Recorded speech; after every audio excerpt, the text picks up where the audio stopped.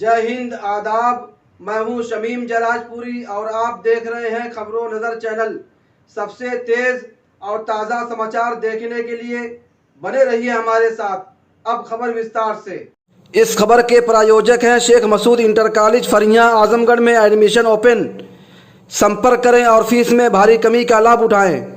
आजमगढ़ लोकसभा उपचुनाव में सांसद पद के समाजवादी पार्टी के प्रत्याशी और पूर्व सांसद धर्मेंद्र यादव के समर्थन में आजमगढ़ आए राष्ट्रीय लोकदल के राष्ट्रीय अध्यक्ष, राज्यसभा सांसद और गठबंधन के साथी जयंत चौधरी ने आज शुक्रवार को होटल गोल्डन फॉर्चून में होने वाली प्रेस वार्ता को संबोधित करते हुए कहा कि आजमगढ़ की जनता भाजपा की जन विरोधी और किसान विरोधी नीतियों के खिलाफ समाजवादी पार्टी के प्रत्याशी धर्मेंद्र यादव के पक्ष में वोट करेगी।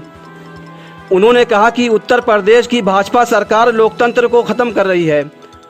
महंगाई, बेरोजगारी और अपने हक अधिकार की आवाज़ उठाने वाले लोगों पर सरकार फर्जी मुकदमात लगा रही है। उन पर अन्याय और अत्याचार किया जा रहा है।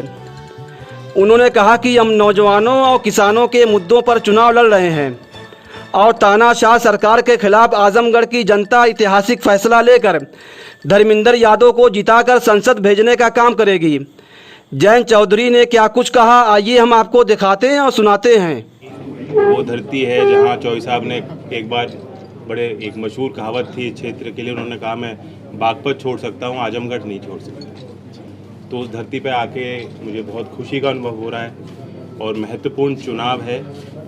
भारत के लोकतंत्र में दिशा तय करने वाला ये उपचुनाव होने वाला है और सबसे बड़ी मायने वाली बात है कि जिस क्षेत्र ने अखिलेश यादव जी को ताकत दी, आशीर्वाद दिया और आज वो नेता प्रतिपक्ष विधानसभा में हैं और उनके नेतृत्व में गठजोड़ मजबूत हो रहा है, उस क्षेत्र में अखिलेश जी ने धर्मेंद्र यादव जी को समाजवादी पार्टी के उम्मीदवार के तौर पर यहाँ क्षेत्र में भेजा है, जनता के बीच भेजा है। मैं आया हूँ।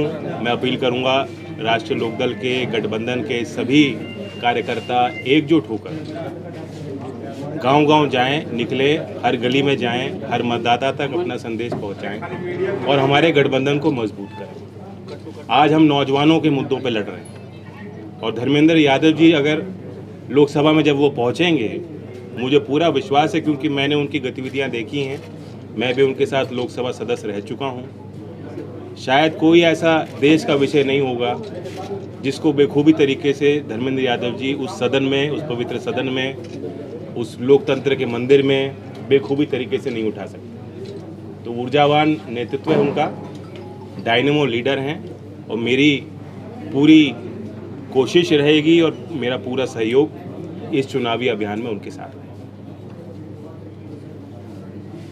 सर, राष्ट्रीय लोकदल की तरफ से किन विचारधाराओं पर और किन मुद्दों पर ये चुनाव हो रहा है? अभी हाल में विधानसभा का चुनाव है। इससे पहले भी 5 साल का ट्रैक रिकॉर्ड हमने बीजेपी की सरकार का देखा है। लोगों को डराया धमकाया जा रहा है। योगी 2.2 में आपने देखा कि बिल्कुल नंगा नाच हो रहा है। सुप्रीम कोर्ट ने अभी राज्य सरकार को हिदायत दी कि कानून का पालन करें। कितना बड़ा दुर्भाग्य है कि देश के सर्वोच्च न्यायालय को बार बार प्रदेश की सरकार को, जो लोग शपथ लेते हैं, संविधान पे शपथ लेके जनता की सेवा करने के लिए उनको मौका दिया गया है, बार बार उनको लताड़ना पड़ता है कि आप कानून को पढ़ लीजिए। लोग चीज़ों को तोड़ना, चीज़ों को ध्वस्त करना बहुत आसान होता है, लेकिन उत्तर प्रदेश की जनता निर्माण चाहती है। उत्तर प्रदेश के नौजवान रोजगार चाहते हैं और आज सबसे बड़ा ज्वलंत मुद्दा देश के आगे है नौजवानों का। जिस तरह से जल्दबाजी में, आनन फानन में, बिना कोई संवाद किए, बिना किसी कोई राय लिए देश के अखंडता से खिलवाड़ हो रहा है। देश की भारतीय सेना जिस पे हम सबको गर्व है और गांव-गांव में बच्चे वहाँ भारतीय सेना में, उनके चाचा, उनके पिता, घर के कितने सदस्य उन्होंने सर्विस किया है, कुर्बानियाँ दी हैं। आज एक तानाशाह देश पे है काबिज, जो उसको ध्वस्त कर देना चाहते हैं। उन परंपराओं को, जो उस भावना की कदर नहीं कर रहे कि गांव का एक किसान का बच्चा क्यों भारतीय सेना में जाता है, क्यों इतना बड़ा जोखिम लेता है। क्यों भारत माता का नारा लेते हुए शहीद हो जाता है। तो जिस तरह से, जिस दुर्भावना से ये सरकार काम कर रही है, उसका जमकर विरोध हो रहा है। देश भर में सड़कों पे नौजवान हैं, आंदोलित हैं।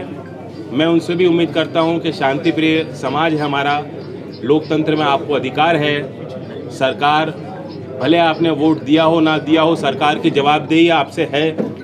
और नौजवान विश्वास रखें, शांति बनाए रखें। और ये चुनाव में भी हम मतदाताओं से, आजमगढ़ के नौजवानों से अपील करते हैं कि आप एक वोट नौजवानों को दीजिए, एक वोट धर्मेंद्र यादव को दीजिए, एक वोट भारतीय सेना के सम्मान में जो आज खिलवाड़ सरकार करने जा रही है उसके विरोध में दीजिए, भारतीय सेना के सम्मान में दीजिए। वरना ये सरकार जो है ऐसे ही काम करेगी। अगली बारी होगी स्वास्थ्य कर्मचारियों की, अगली बारी होगी पुलिस की, जहाँ संविदा पे लोग रखे जाएंगे। ठेका प्रथा जो असली गुजरात मॉडल है, अब उत्तर प्रदेश की जनता जाग जाए और देख ले। तो विरोध में भी वोट देना है और आशीर्वाद भी देना है। बुलडोजर को लेकर न्यायपालिका, जो सबसे बड़ी न्यायपालिका है, उसमें लोगों ने अपील की, वहाँ से खारिज कर दिया। नहीं, सुप्रीम कोर्ट ने कहा है कि कानून का पालन होना चाहिए। और ये और डिटेल में जब कोर्ट जाएगा, तहकीकात और होगी, तब पता लगेगा। आपने देखा है तमाम विषयों पर मीडिया ने रिपोर्ट भी किया है। मकान किसी और के नाम है, बिल तमाम पेड हैं और उनको रातों रात गैर कानूनी बना करके ध्वस्त कर दिया जा रहा है। सर, आपने कहा शुरू में कि चौधरी साहब ने कहा था कि मैं तब आजमगढ़ नहीं छोड़ सकता, तो आजमगढ़ की जनता से क्या उम्मीद है आपको? क्या लग रहा है चुनाव में? अभी तो चुनाव 23 तारीख का है, ज़्यादा वक्त नहीं है, बहुत कम समय मिला है। और निकल के आएँ, मतदान करें। बाई इलेक्शन में अक्सर देखा जाता है कि पोलिंग परसेंटेज कम रह जाता है। तो मैं उम्मीद करता हूँ जो भी आजमगढ़ के लोग बाहर रहते हैं, सर्विस के लिए गए हैं, वो भी लौट आएँ और अपना मतदान जरूर करें। देश के मतदाताओं से अपील करता हूँ, अभी हाल में विधानसभा का चुनाव आया था और उसमें जिस तरह से पूरा जोर लगाया, गठबंधन को उन्होंने मजबूत किया और मजबूती दें। राजस्थान के भी राज्यसभा के चुनाव पे भी गौर करें कि बीएसपी ने किस तरह वोट दी थी। तो जो बीजेपी के जन विरोधी नीतियों के खिलाफ मतदान करना चाहते हैं, उन पे एकमात्र विकल्प है गठबंधन। कल हमारी पार्टी सभी जनपदों में प्रशासन से वार्ता करेगी, धरना प्रदर्शन करेगी, विरोध दर्ज करेगी, ज्ञापन देगी। 28 तारीख से शामली से मैंने अपने युवा पंचायत के कार्यक्रम ट्विटर पे घोषित कर दिए, आप जाके देख सकते हैं। 11 युवा पंचायत मैं 16 जुलाई तक करूँगा।